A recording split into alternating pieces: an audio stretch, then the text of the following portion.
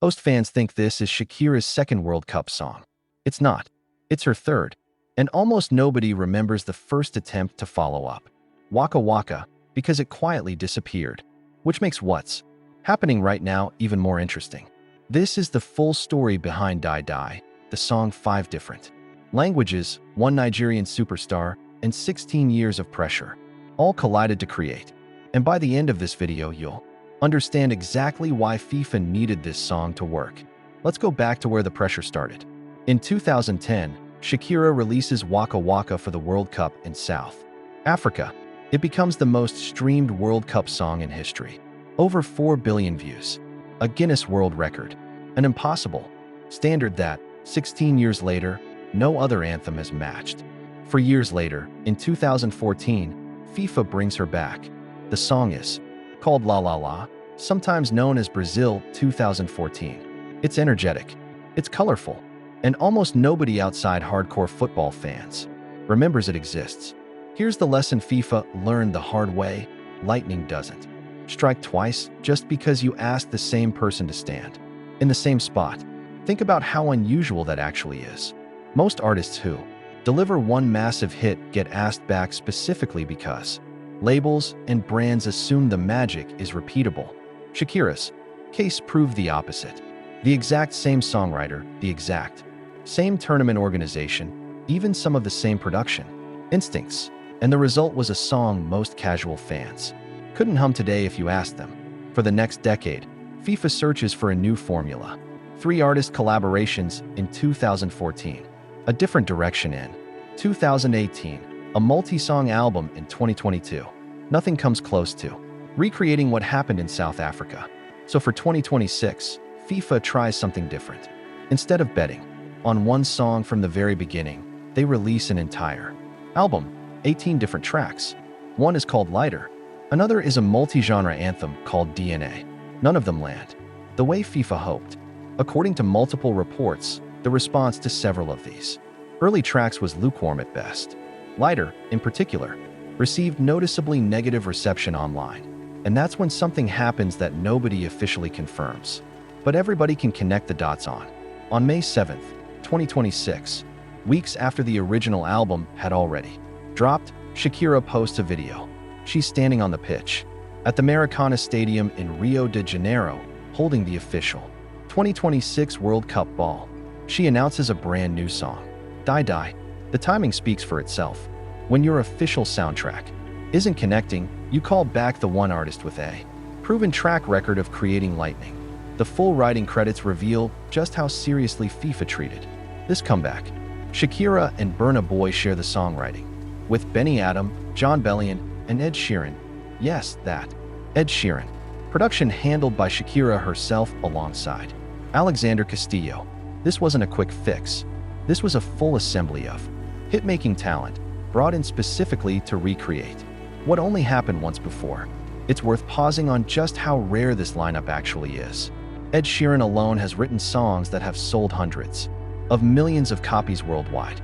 Jon Bellion has shaped hits for some of the biggest pop stars on the planet from behind the scenes, getting writers at this level into a single room for a single song on a deadline measured in weeks rather than months tells you exactly how urgently FIFA needed this to land.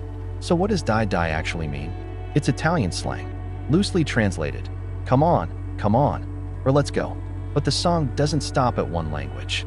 The chorus repeats the same phrase across 5 different tongues: Dai in Italian, Aiku in Japanese, Dale in Spanish, Allah's in French, and let's go in English.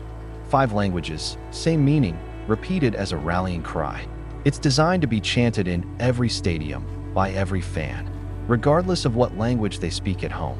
Musically, the song blends Shakira's signature Latin pop energy with Burna Boy's Afrobeats production, that distinctive, syncopated, laid-back vocal delivery that's made him one of the biggest stars out of Nigeria. Add reggaeton rhythms into the mix, and you get something that, according to Billboard, blends the musical worlds of both artists into one cohesive anthem. Shakira herself explained the deeper intention behind the lyrics. Speaking to people, she said the message is for every child who's been told that their dream is too big The opening lines hit with that exact emotional weight. You knew from the day you were born that here in this place, you belong. You've been this brave all along. What broke you once made you strong. Burna Boy follows with his own version of the same message. Go follow your desire. Where there's a will, there's a way. And the song doesn't just speak in metaphors. It directly name-checks football legends across generations. Pelé, Diego Maradona, Cristiano Ronaldo, Lionel Messi, Kylian Mbappe, Mohamed Salah, Kaka, and more. A direct line connecting football's past to its present inside a song built for its biggest stage. There's one more layer most fans don't know about. Shakira's royalties from Dai Dai aren't going into her own pocket. They're being directed entirely to the FIFA Global Citizen Education Fund, a campaign aiming to raise $100 million to give children around the world access to education and football. Sony Music has committed to matching the first $250,000 raised. Even her performance fee for what comes next is being donated. Because Dai Dai isn't just getting a music video and stadium airplay. On July 19, 2026, at MetLife Stadium, Shakira will headline the first ever FIFA World Cup final halftime show, alongside Madonna and K-pop group BTS. 3 generations, 3 completely different corners of music, sharing one stage at the most watched football match on earth.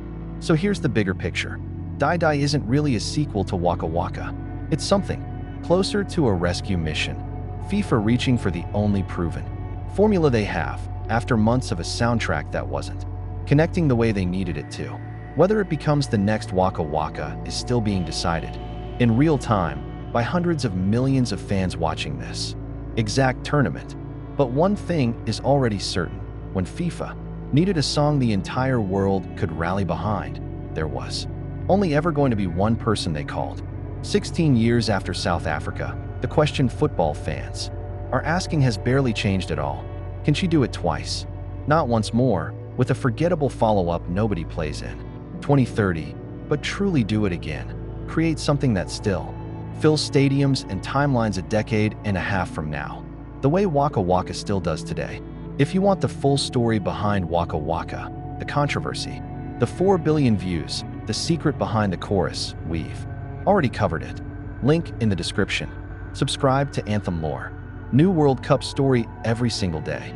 Until the final on July 19th. I'll see you tomorrow.